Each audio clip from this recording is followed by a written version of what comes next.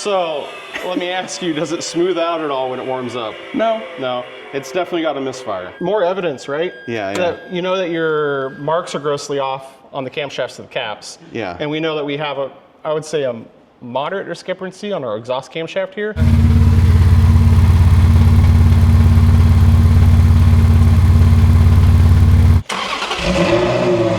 Oh my God. Yeah. Mother. Son of a bitch. Yep. Oh, man. Yep. I need a beer. So are you recording all of the nefarious activities? Okay, it has been a few hours, and Nick mostly, that was loud, he got the valve covers off, got the A-frame out. We're basically at the point now where it's time to start doing the actual degreeing in the timing, so Yeah. it's mostly there. It's torn down as far as we need to go. It's a good stopping point because I'll be gone for a couple days before I get back. And it'll be sitting here ready for us once we get back next week to dive into the cam timing, and we'll be able to establish top dead center, check the reference marks, how, from what Dan saw, how they're not lining up. And then we'll be able to go through the cam timing process, make our adjustments to our camshafts, and then we can check back on those assembly marks or reference marks. You'll be curious to see where they end up. Yeah, like I said, I've seen them, a lot of the time they do line up, but there's a lot of the times they don't. I think because more often than not, they do come close to lining up. A lot of people use those marks. Those marks, you're not gonna see a degree or two with them. No, no. So it's just... Well, the one mark is probably 2 degrees wide anyway. Yeah, so I just use those as they tell me in what position to install the camshafts to initial, for my initial assembly, and then I go through and do the cam timing. We know that we got it fixed, it's running good, but we're still gonna go through and verify and kind of solve the mystery of why you had that mark that far off. So we'll be able to establish as the camera it's supposed to be. If not, we'll put it where it needs to be. Sweet. All right, well, we'll see you in about a few days. Bye-bye. Eventually. All right, YouTube, so Nick's got some tools laid out. I'm gonna have him walk through the stuff that you need to do dialing in the cams. Yep, the tooling you really need to get the camshaft degreed in is obviously you need a degree wheel. And this is a cheap Mr. Gasket degree wheel that I use for cars with like the engine in the cars. It's small in diameter, so I don't prefer it over a larger degree wheel. Much like my 355, I did buy an extra balancer for a 360, and I have my 16-inch degree wheel that I brought with me. But since we still have the coolant pipe on the car, we're not gonna be able to put that on without removing, or draining all the coolant and removing the pipe. But I figured this is a good tool to use for this because this is much more DIY friendly for the guys at home. You can see I've drilled holes around the perimeter because we're gonna use these bolts with different washers, and I basically can use that to clamp it onto the front of the crank pulley.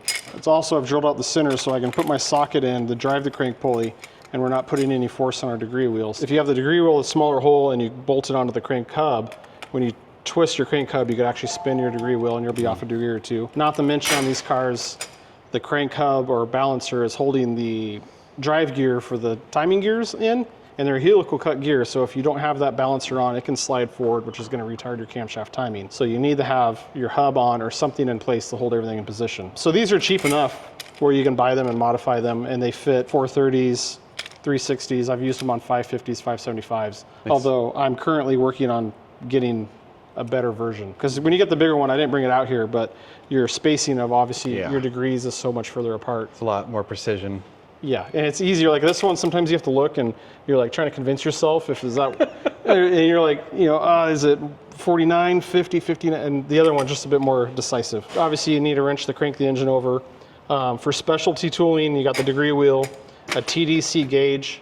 So this is the Hill Engineering piece. So we're gonna put this in the spark plug hole, and we're gonna be using this to measure the piston travel. The piston travel essentially is only used to calibrate our degree wheel, essentially. Right. So we could then, once we have this and our pointers calibrated, we kind of gonna ignore this. But I leave it in the car because it's safety. It's safety, and if you are questioning your readings, you can always go back and reference this. And that's probably one of the more expensive parts of doing this. And then the last thing you need is a good dial indicator for measuring your camshaft, or I should say your lifter travel. I prefer digital. You could do it with a non-digital, but that would be tough. You're making it a lot harder on yourself. And you could buy a cheap Harbor Freight one versus more expensive ones. Yeah, we tried that. We bought the cheapo digital whatever off-brand, and it was inconsistent. So we eventually ended up buying the Mitoy Tuyo, however that's pronounced. Mitutoyo? That. I think that's it, yeah. Mituyo, whatever. So those ones, which Yep. are a lot more expensive, but I think if Yeah. you're gonna do this, buy all this crap once, and it's still cheaper than sending it somewhere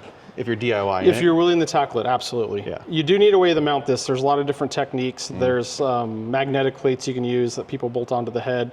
You could use, I'm not a fan of this, but there's like the vice grips you can use that has like the, not accordion, but the flexible that thing. weird thing. Yeah, I don't know the best way to describe that. That tightens up as you tighten the vice grips. Yeah. I don't like any of those, but also I was doing this nonstop. I built this standoff.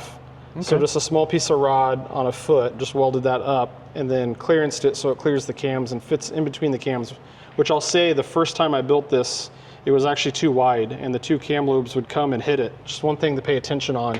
But I used that, and I basically use the rest of the pieces from a magnetic dial indicator setup. So that way I can bolt this onto the head, and then I can firmly attach my dial indicator, and it's not gonna move. So it's a little cumbersome, especially on a 360, because you're working in a hole.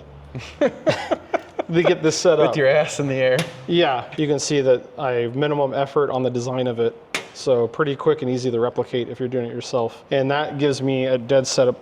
I should say also, extension for your degree wheel. So you're not gonna be able to get to the lifters with the right angle with this gauge and clear the camshafts. So this is actually a piece of TIG welding rod that I've actually kind of tapped to the end of it so it loosely fits in there good enough. And then gave it a 90-degree bend so that way it clears, and I can kind of hook this under the camshaft, have this right on the lifter. That helps give you a more consistent reading, and it makes setup a lot easier. I mean, you can use coat hanger, you can use whatever you have. Something solid, something that threads in so it's not going to spin out. We used an old Allen wrench. Yep, so that's really all the tooling that we need, which isn't a ton. Some of it, there's different ways you could go about it. You can choose your own adventure, what works best for you. First step is what we're going to do is the TDC gauge, because when you're at TDC, there's a dwell point with the piston. So it's not just like that's a top dead center, it's gonna dwell, and I wanna capture the dead center of that dwell. So I don't wanna capture like it's at TDC, but there's still dwell. And we'll see that on the gauge. So I want the engine roughly on top dead center. Then I'm gonna put on the degree wheel. We need to establish where we're gonna make our pointers, which I have just some old coat hangers here. So we have to get that established, get the degree wheel on, and then we need to use the TDC gauge to calibrate our pointers to our degree wheel. Got it. So that's the first steps. All right, let's do it. Get it done. Remember, on Ferraris, or the mid-engine Ferraris, the right bank furthest up cylinder is 1. So it's 1, 2, 3, 4, 5, 6, 7, 8. Think of it as a horseshoe. Yep, exactly. Goes down and back around. And if you're unsure, the spark plugs, the wires that go into the coils do actually have something showing it. Oh, you might have to remove the... Yeah, also, always tighten that down. I don't like leaving it loose because you'll have it move on you. Move, it can change things, so I just give it a little snug. Luckily, you had a nice cut-down wrench for me. The 22 wrench. It's the same thing with this rod on our dial indicator. You want this as tight as you can by hand. Yeah. Because I've had this before where this starts to spin out, and then as you're rotating the engine over it does that, and you have really... Totally changes it. And I'm like, what? This is usually pretty consistent, and then you're wondering why it's not being consistent, and it turns out the rod's loose. That would make sense. Which I'm hoping I can slip the rod. I think it's been probably pushing 10 years since I've done a 360 belt service. Well, see how good your memory is then. Yep. Not as good as I want it to be. Right?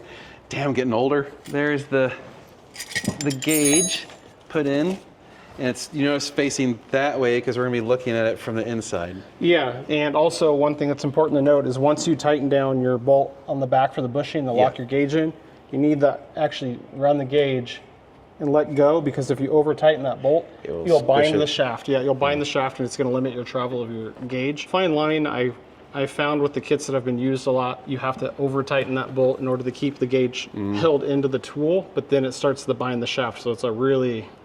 Don't do too much, but just enough. I've noticed if you start tightening it as you kind of like rotate the gauge itself, you can feel where it starts to bite. Yeah. And then just give it the tiniest bit more than that. Yeah, it's kind of wild to think that that small Allen screw binds the dial gauge, but it does. And it's pushing on a brass bushing, which is squeezing the base of the gauge, but...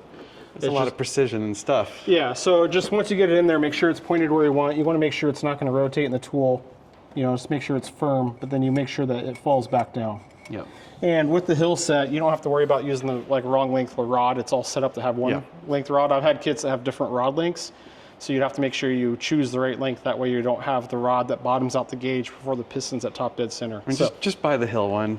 Well, that's, If you're doing it for I say that if you have one and you don't know, don't just ram it all the way in. Then Yeah. start with the engine at top dead center and install the tooling. I know this is the hill. I know we're not on top dead center, but I know it's going to clear. Yeah, it'll be fine. Yeah. So now we got to work on getting it set the top dead center, then our degree wheel. Yeah. Punishment is not showered the whole weekend at the track. Oh God, And no. just made you sit in here with me. Dude, I was just about to make a joke about how you and I are gonna get really close and get to know each other Yeah, very just- friendly. That would have been awful. 3 days of sweat and beer and barbecue, sunscreen. It's the sunscreen that really is gonna make you want to vomit.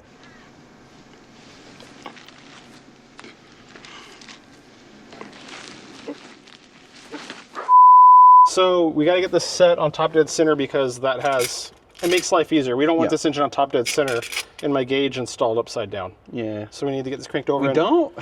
And I already went and took all the spark plugs out of the engine. Yeah. So it should crank nice and easy. And so I'm just looking at the gauge we just put in, and I'm just going to watch for movement. And we're going to find top dead center, but You're on the, we're going to be on compression. I was looking at the cam lobes. yeah, you still got a long ways to go. Right there, we just passed it a little. There it goes. You can hear it. So the number on the TDC gauge doesn't matter. I'm just trying to capture it before it starts falling back down. Right there, right on dwell. So now we got to get our degree wheel set up and installed. And there's two methods to doing this. We can install the degree wheel, set it up for bank 1, and then when we move the bank 2, we can move the degree wheel because the pointer location needs to be moved 90 degrees. Or is what I like to do is try to find a place where I can set the degree wheel up for bank 1, find a good place where I can bolt my pointer on for top dead center, and I usually have it about like so. At the same time, make a second pointer and put it on for 90 degrees off for bank 2. Oh. And then I'll calibrate both pointers at the same time. So then when we switch the bank 2, if I rotate the engine 90 degrees, my top dead center mark is now sitting on my second pointer. It just saves with your setup. You still have to calibrate it. I still move my top dead center gauge to bank 2. I still go through the same procedure, but it cuts down the labor a lot. I've seen a lot of people put one pointer on the engine, set up bank 1 on top dead center, then rotate the engine over and then take the degree wheel off and bolt it back on and recalibrate it and just keep the same pointer in one spot. I found that doing 2 pointers, it's more work making 2 pointers, but I just found it's quicker because I'm not messing with the degree wheel. Makes sense. I can put this on and leave it on. Yeah, I like that. So that's what we got to figure out here is like where we're going to bolt our pointers on. Yeah, somewhere in there. Give us a few minutes Yeah. to get that figured out. And then before we do that, because we're going to have this degree wheel on, you can see this lip right here on the pulley. So that's where this washer is going to hook over the back side and capture this lip. So these holes are drilled where the bolts just barely capture it. So it's on there pretty good. And then I just tighten them down by hand with an Allen. And you can see I painted one bolt yellow, so I always kind of know where TDC is at. It's a little easier to keep track of it. So I have the last one off, so I can just slide it in place, tighten them down. And then put on the last Yeah, one. and it holds on pretty good. Good enough. So we'll get that on, figure out where we want our pointers, and go from there. 20 minutes later. It's been a little bit. It's been a bit, so what I was saying earlier, the long duration since I've done a 360, I know I've changed degree wheels, so I'm pretty sure I've never had this 1 degree wheel on a 360. So I had to change my holes, and I actually had to move my bolts to the other set of bolts I have that are on a larger diameter circumference, and I had to enlarge them a little bit to get it on. But I don't know if you can get your camera back there, but you can see that there's a washer that's trapping the outer lip of the pulley. Yeah. So you can see this degree wheel is actually on there pretty good. Oh yeah, it ain't moving. Yeah, that's why I said this degree wheel is modified specifically for this socket. Yep. So Nice. it just goes through and drives it. So I think that's probably the best DIY low buck setup. There's a little bit of time to get your bolt pattern drilled and your hole precise for the socket, but it works. We'd have more options if this pipe was removed for a larger degree wheel. The degree wheel's on. You can see I got top dead center sit over here, kind of like I was talking about, which is where I had it on my 355 I did last. And then just use some coat hangers here. Just went off this bolt right up here for the front cover. It's kind of tucked away. And I took the belt idler off over here. and just drop that down. So okay, yeah. nothing fancy. Like I said, I just tried to find something easy, the less bends, the easiest to configure it down and dirty. And you can see I just did the two marks. So we right now have this on top dead center on cylinder 1. Yep. So when we're going to calibrate that in this pointer here, so that way we know we're precise, we're just going to come and make our adjustments on this one, and then we just have to verify on the tail end. Yeah, yeah. So we'll move over the indicator there to cylinder 8.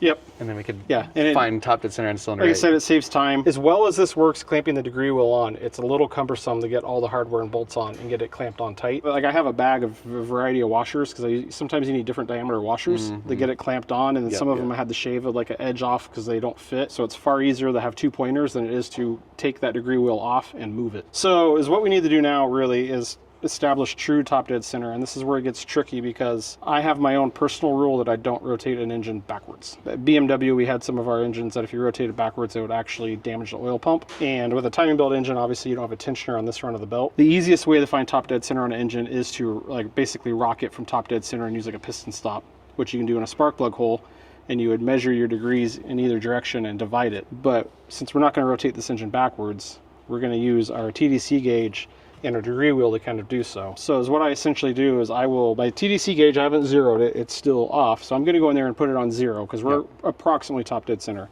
I have these lined up approximately on top dead center. I just know from experience that if I go for 1/2 millimeter of travel on our TDC gauge, that's gonna equal 8.5 degrees on my degree wheel. So there's gonna be dwell when we're watching that TDC gauge in the cylinder as we go over top dead center. We're going to watch it go to when we establish 0, it's going to sit on 0, and then we're going to rotate the crank and see that needle just pause for a split second as we're still making the movement. By setting up 1/2 millimeter of travel on that gauge and making sure my degree wheel and my pointer is set up for 8.5 degrees on either side, I know that my TDC is right split in the center of that dwell, because it's like a piston stop. I'm measuring the piston travel on each side of its upstroke and its downstroke at 1/2 millimeter. Yeah. And that should be 8.5 degrees. Like the degree should be equal. So you could pick any piston travel. So it doesn't have to, you could be 1 millimeter, and you could pick any degree. It just needs to be equal on the upstroke and downstroke. Right, so 13 and 13, 8 and 8, 6 and 6, whatever. I've always done half, and I know it's 8.5 degrees. Now, it's an arbitrary number. You can pick what you want. And one thing to keep in mind when you're rotating the engine, we're measuring top dead center compression. So we're going to be building compression in cylinder 1 because we have the tool in. You always need to measure this on top dead center compression because on overlap, you're not building any pressure, and squishes it down. It squishes it down, and you can see it on the gauge. So you can actually see the clearance in your rod bearing pushing the piston down because you have no oil pressure. So your measurement will be different depending on what stroke you're on. God damn it. So it's just one thing. Of course. I mean, a lot of what we're doing here and the way I zero this in, I would probably happily admit that I don't know if it's overly precise, but I think the way I dial it in, if you weren't as precise, it may be not as big of a difference, like maybe 1/2 degree or a degree. We're doing this, it's all about precision. I just do it the most precise way that I possibly can. Also to note, when we're doing this, we have to calibrate the TDC gauge as well, because that 1/2 millimeter reference point is dependent on how accurately that's calibrated. But it works pretty well once you eyeball it and you kind of know like, oh, I should be at 8.5 degrees, and you get it kind of set. You jump back and forth and we make sure we're twisting the gauge face to make sure it's at a true 0. And we're also adjusting our pointers to be at 8.5 degrees, and you kind of have to go back and forth adjusting both until you get the same reading on both. So it's not like one is already calibrated. We're calibrating both at the same time, and we're using the two to calibrate each other. So do you set it to 8.5 and then zero it, and then or then measure it when it gets to 5 at TDC? So what's like the best way to get that? Yeah, so do you reverse it, or do you go? No, I'll zero this gauge right now is what I'm going to do. We're not accounting for the dwell. We know we're pretty much top dead center, but we're not accounting for the dwell. And that's what I'm saying. I think the dwell here is minimal. Maybe 1/2 degree. Yeah, it's not a lot, but I'm fussy for the details. Okay. So then I'm going to move this, crank the engine over to 1/2 millimeter on the gauge, and I'm going to check this pointer, and I'm going to move it to 8.5 degrees. Okay. And we're going to be after top dead center since we're already right. Then I'm going to rotate it around. It'll be 2 revolutions. And I'm going to stop before top dead center, and I'm going to check where this is at. And I'll kind of adjust the pointer. So it should be at 8.5 when it's at -5. Yeah. And then I'll check my gauge. And then once I have this kind of calibrated at 8.5, 1/2 millimeter, then I'll go back and look at my gauge and set this at top dead center and kind of start dialing the gauge face, because we've kind of established loosely where we're at on the 8.5 on either side. We're sitting here on top dead center on 1. And my gauge, which I didn't mention, you kind of want the needles on your face pointing up, which I didn't even talk about. Yeah, but I actually got lucky with it. So you can see I zeroed that gauge out. Kind of hard to see, but yes, trust us. Yeah. Trust me, I know what I'm doing. I'm a doctor, not a magician. A doctor, not a mechanic. So then we're just gonna go to 8.5 degrees. Okay. Or 1/2 mil, either or, right? So there's 1/2 mil right there. Overshot it just a skosh. I'm like right at 8.5 degrees on my degree wheel. Nice. So we're Because you're a pretty close. badass. We're pretty close. It's usually what happens when I go to explain something on camera. It just goes really good when I try to say that it's going to be difficult. If you say it's going to be easy, it'll be impossible. Yeah. So we're going to rotate it over. Now we're overshooting top dead center because we're on overlap. Yep. And that's what we're talking about with the compression and the bearing clearance you're going to see. You can always tell if you're on compression because you'll hear that. Yep. You hear it start pushing So air. I'm coming up and I'm stopping, what, 14, 15, maybe 18 degrees. And then I switch my eyes to my gauge. And I'm just going to rotate till I hit 1/2 millimeter and stop. And I go to my degree wheel and we're way off. We're probably a whole revolution off, actually. So I stopped too early. 2 revolutions. Now it should be there. Yeah, now it should be there. Now, 1/2 millimeter, go to the degree wheel, and we're about 8.5. So this is not how it should work. Normally it's not. Normally you don't get it first try. Yeah. Son of a bitch. So now that it's pretty accurate, I'm going to take this to TDC and watch my gauge. Yeah, and it should go to. And the needle stopped on 0. I'm right on TDC, and it's starting to fall off. So Yeah. I promise it takes more work than that most of the time. Usually you got to correct a few times. Yeah. No complaints. Yeah. Like part of me is like, let's mess it up and show it, but I don't want to do that either. Just pop your collar, you're good. Like I said, it's the 1/2 millimeter travel is really just an arbitrary number. We want that equally on the piston up travel and down travel. And because the middle of that number is true top dead center, accounting for all of our dwell movement. We just got lucky in this one. Right. Now that we have that set, I'm just a little past top dead center. So like you can see I have this one pretty much dialed on. Yeah. So I'm just going to leave that there. And once we get to the second bank, I'll move our top dead center gauge and put it on the top dead center on cylinder 8, which is our front cylinder up there. Yep. Now there is times where you'll see this gets crowded when we put our dial indicator on to measure our camshaft. Yeah. There is times you can measure top dead center off of cylinder 4 also. Oh, yeah. Because okay. the crank throws are the same. I kind of don't like doing that because I want to measure off of the same one, especially the next guy is probably going to measure off of cylinder 1 because that's normal. So if you start changing the procedure and then the next guy does it, you're creating variables. Yeah. And I'm all about eliminating variables. So, but it's one thing you can do. I have done that from time to time where it's just too difficult to get all that tooling in there. Now that our degree wheel and pointers are calibrated, I'll probably go through a couple more times because the general rule of thumb is you got one reading once, 3 times is a repetitive reading that's consistent. So I'll go through and check 3 more times or 2 more times, make sure it's good. And once that's good, it's time to get our dial gauge set up on either our exhaust or intake camshaft. Trying to be uncomfortable. Actually, I think is what we should do is verify that our gauge is set up here correctly, park it on top dead center compression, and then check the timing marks on the camshafts. Oh yeah, that'd be interesting just for curiosity's sake. But let's make sure this is Okay. set where it needs to be. Yeah, so 2 more times. Yep. Which I just overshot it without checking the backstroke. Oh, yeah. It's so weird moving the crank because you gotta like put all this pressure on it but be super gentle at the same time. Yeah, so we're at 10 before top dead center. Gonna bring our needle down to 1/2 millimeter, and that's right about 8.5. So I like to check 3 points, like as I cross top dead center, I'm checking our gauge again to make sure it's dwelling the way I want on 0.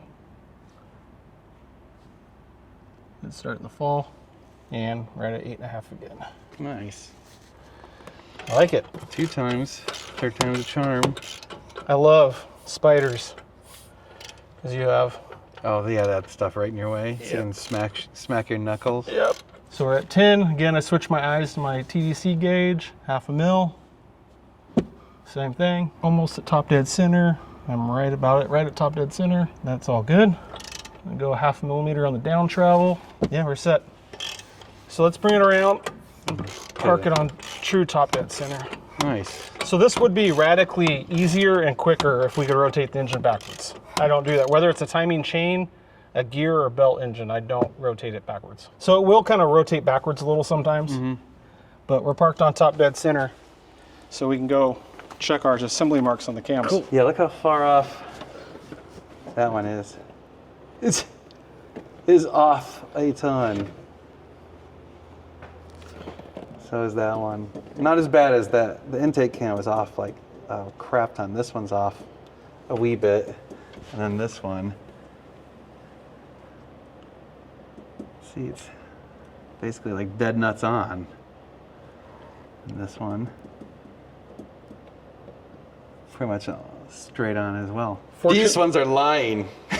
Fortunately for us, we're starting on bank 1 and our problem is on bank 2. So we got to do all this work before we get over Well, the marks are bad. Remember, marks are bad at bank 2, but when we read it, that one had the 4 degrees off. The computer said 4 degrees off on this I don't one. remember which one was which. It was this one that was 4 degrees off. All right. Well, we'll find out. We will get some more tooling set up on there, start measuring the cams, see where they're at. Yay! There we go. Look at that. So we have all of our tooling set up, and you can see that it's very tight, and we're up on the cylinder 1 on the intake valves, and we need to have our dial indicator here with our foot that we have on either the outer or the most forward or the most rearward, or the 2 outer valves. We can't have it on the center cam lobe because this is the 5 valve engine. The center lobe is retarded 10 degrees. You're gonna have wildly. Yeah. It's really gonna send you on a loop when you're doing the camshaft timing. Maybe that's what's going on the other side. Find out. Yeah, so you gotta have it on an outer valve. So I picked the rear one just because it's easier tooling wise to get my tools set up in there. And you want approximately your dial gauge in line with the angle of the valve in the lifter bucket. I just eyeball it. You do the best you can. So you got to get it so it doesn't touch. So it's a challenge. there's the challenge. You have your lifter bucket and you have your camshaft and cam lobe, and you don't want your rod touching the cam lobe, but it has to kind of go around the camshaft to get on the bucket. That's why we have that foot. Yeah. But you don't want the rod rubbing on the cam or the cam lobe or getting under the cam lobe. So there's just a lot to kind of look at and get it set up. And that's definitely something that experience and just getting it set up is a little easier. It's been a long time since I've done a 360, but I actually take pictures of how I set my tooling up. So I cheated and I went back to my reference pictures and I saw exactly how I had everything oriented, and that saved me a lot of time of fussing with it because I just knew I've already gone through the brain damage once of setting it up.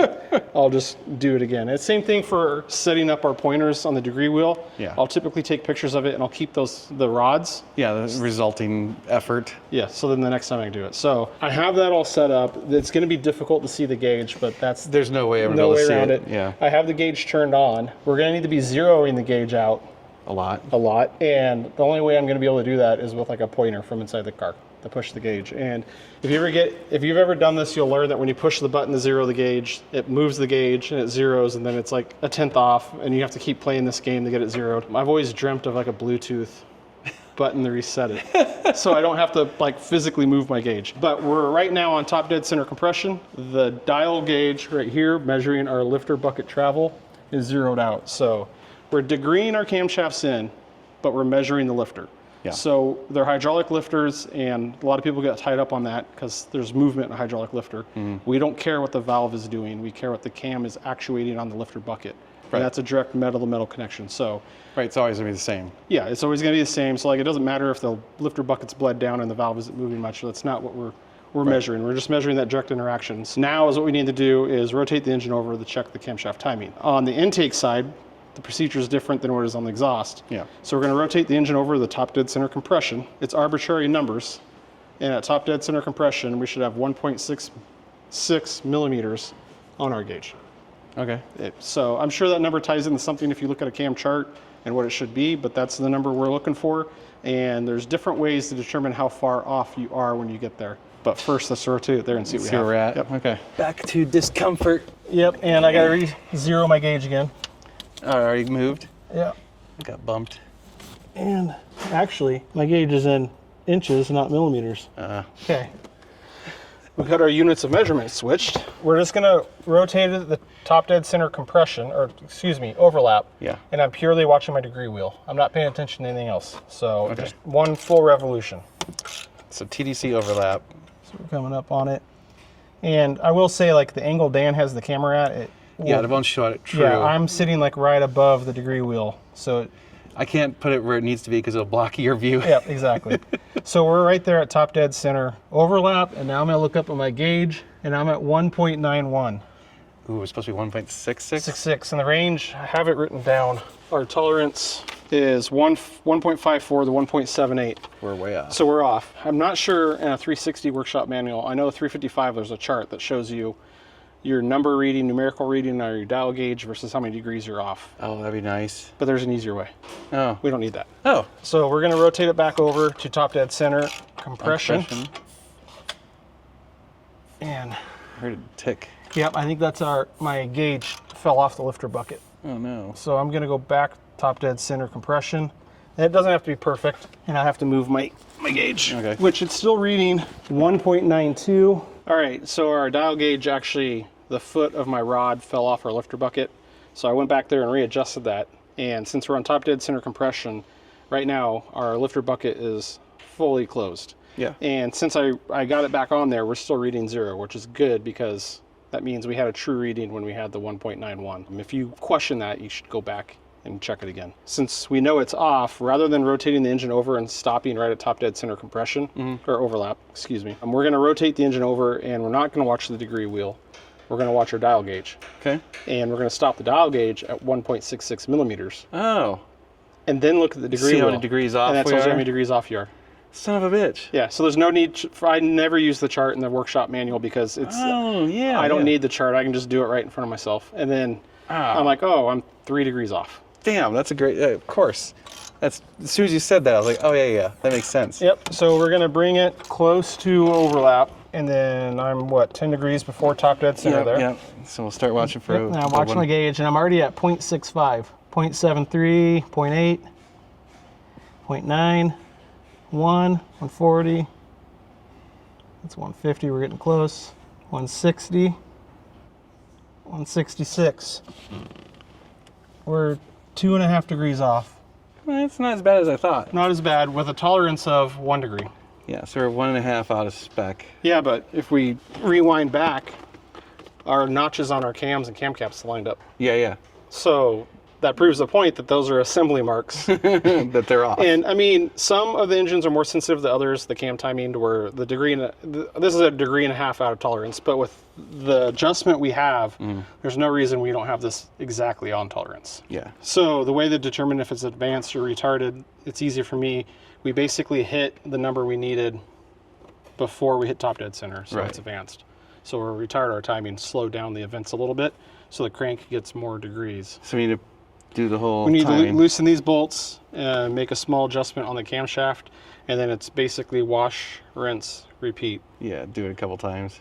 Well, make a small adjustment. There's different ways we could do it. We could park this on top dead center, try to loosen these bolts and rotate the cam until we get the reading on the dial gauge. We could loosen the bolts here, try to move the crank 2 degrees. There's so many different ways to make your adjustment, and that comes down to preference on what's easier for some people. Oh yeah, I suppose if you lock the cam out, disconnect it from the drive belt, and move that to top dead center. Yeah, you could loosen these.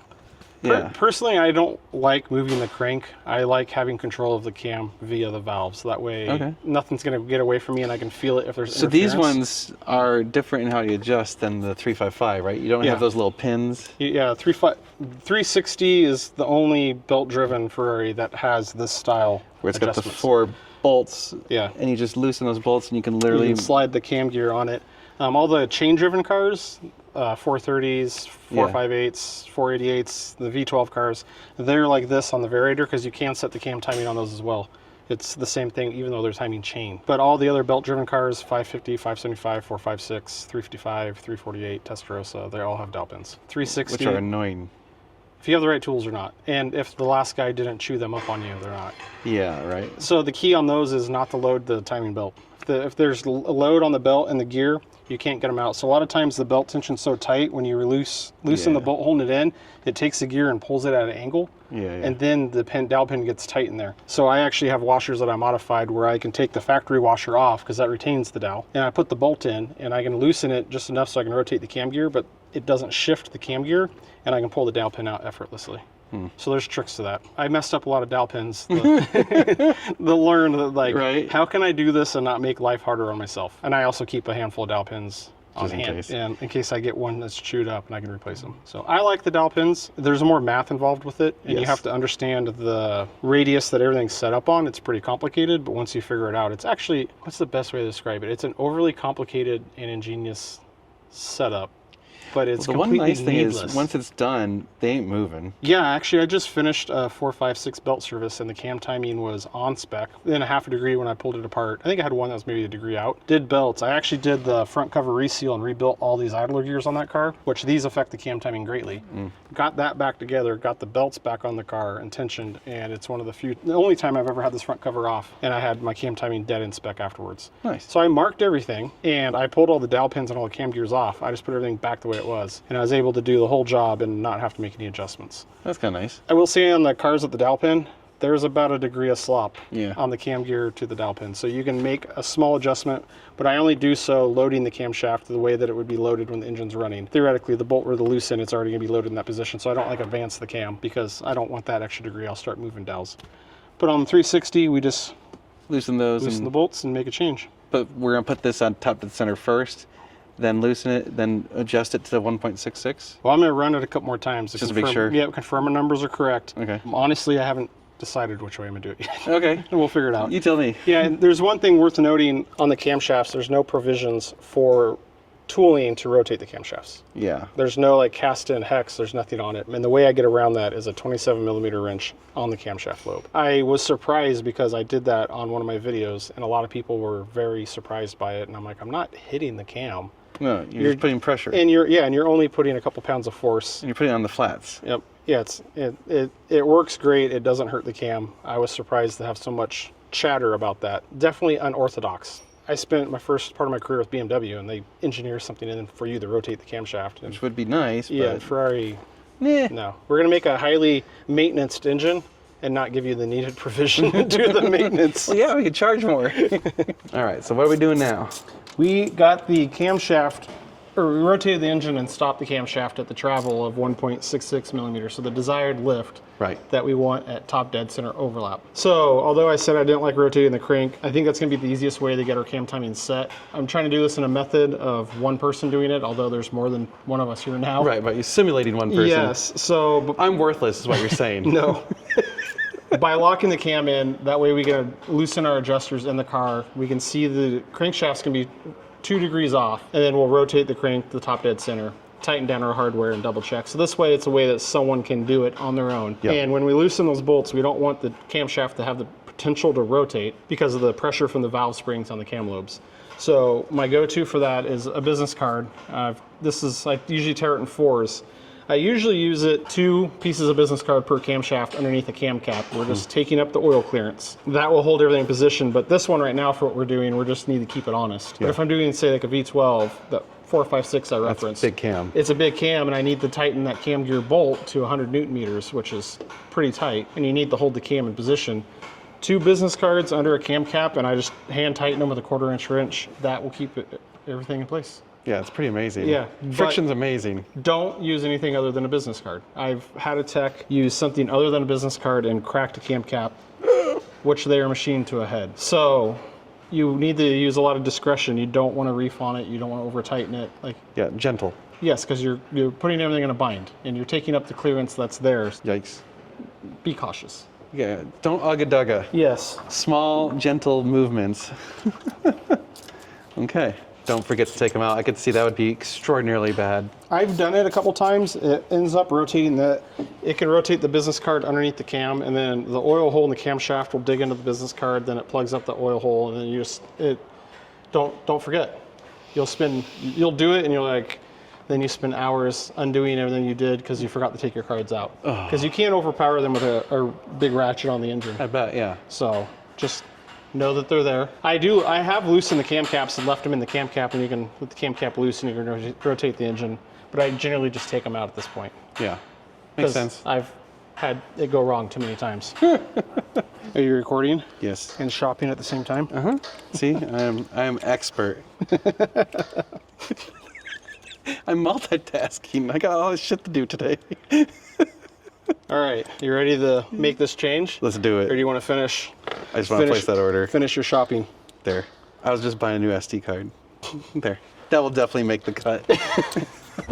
All right, so we have our one business card in the cam. Like I said, it's just Yep. keeping it honest because we need to hold it there. We don't need to like prevent it from moving. Right. We're not putting any force on our cam. Right. I've already loosened these two adjuster bolts on the Yep. sides, and they do have Loctite, so Oh, so they're not going to move easily.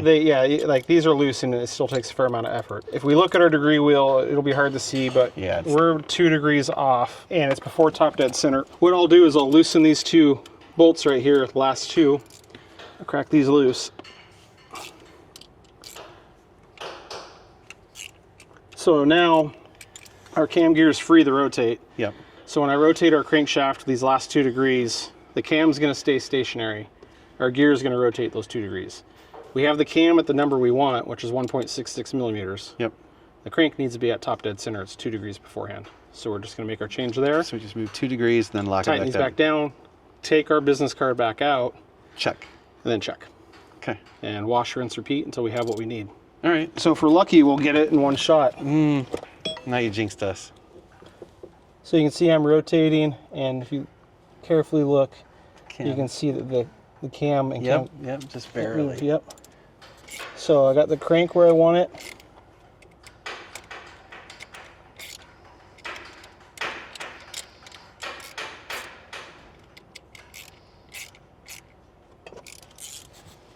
Cool. So that's the TDC. Now that's still at 1.66. Yep. Now we just got to remove the business card. Correct. Sweet. Yep. We'll check Oh, our make sure it's gauge. still at 1.6. It moved a little, but we'll Not see. a lot. We'll see. It actually worked in our favor. I think we'll be okay. Oh, sweet. Just removing business card. Moment of truth. Yep, we made our change. We're gonna go to top dead center compression. Our dial gauge should be zeroed.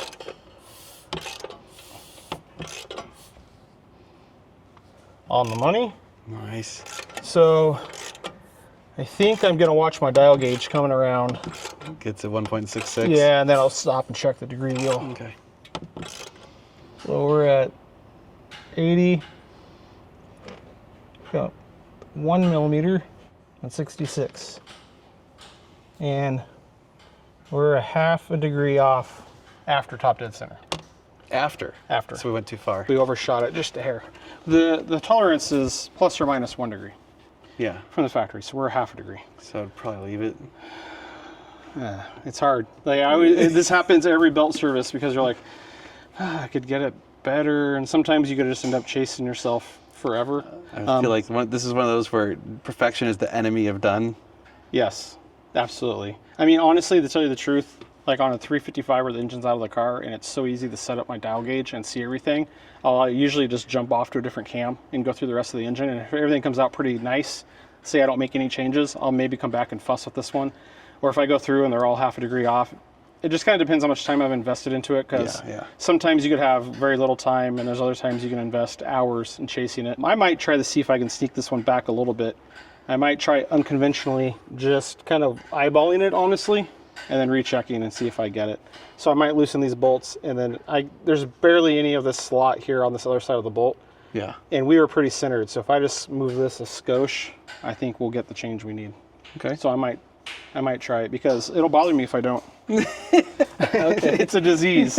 It'll bother me, and then I'm gonna end up overshooting it, and then we're gonna end up spending far more time on this cam than we need to. So the hard part is now is you couldn't lock it out and move the cam or the crank forward because we're too far. Too far the other way. So how would we do this if we were alone, or is there a way to do it? Well, that's what I'm gonna do. I'm just gonna make the change here.